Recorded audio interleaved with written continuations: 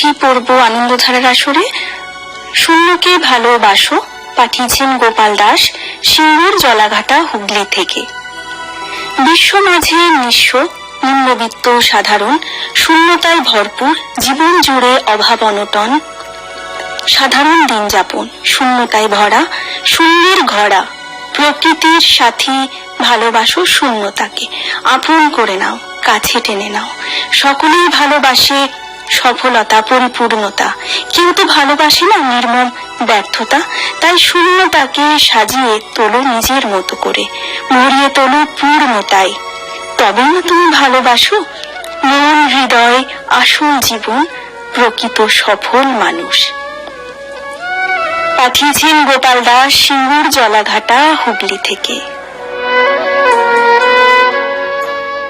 খুব সুন্দর একটা চিঠি আর খুব গভীর একটা কথা, যে শূন্য, এই শূন্য থেকেই তো সবকিছু শুরু হয়।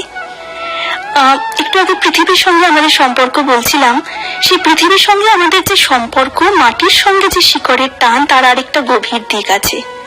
এই শূন্যতাকে বুঝতে হলে সেই গভীর দিকে তাকাতে হয়, আর সেটা হলো আমাদের নিজের ভেতরের পৃথিবী। আমরা প্রতিদিন বাইরে অনেক কিছু দেখি, মানুষ, শহর, ব্যস্ততা, শব্দ, কিন্তু খুব কম সময় তো আমরা থেমে নিজের ভেতরের সেই নীরবতাকে শুনি। আর আমাদের ভেতরেও যে একটা প্রকৃতি আছে, একটা শান্ত নদী আছে, একটা অচেনা পথ আছে, আর আছে অনেক না বলা কথা।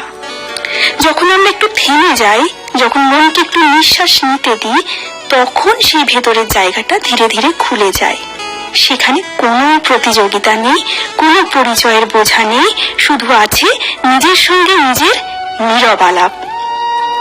প্রকৃতির কাছে গেলে যেমন মন শান্ত হয়, ঠিক তেমনি নিজের ভেতরের সেই জায়গায় পৌঁছাতে পারলে, ওই শূন্যতায় পৌঁছাতে পারলেই পূর্ণতা খুঁজে পাওয়া যায়, কারণ নিজের আসল সত্তাটাকে খুঁজে পাওয়া যায়।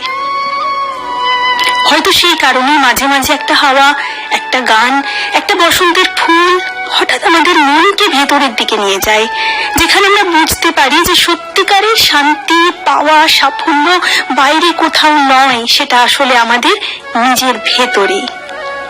তাই এই বসন্ত সন্ধ্যায় যখন চারপাশে প্রকৃতির সুর বাজছে, একটু নিজের ভিতরের সুরটাকেও শোনার চেষ্টা করতেই পারি, কারণ নিজের ভেতরের যে আলো, সেটা যদি খুঁজে পাই, তখন সে শুধু নিজেই হয়।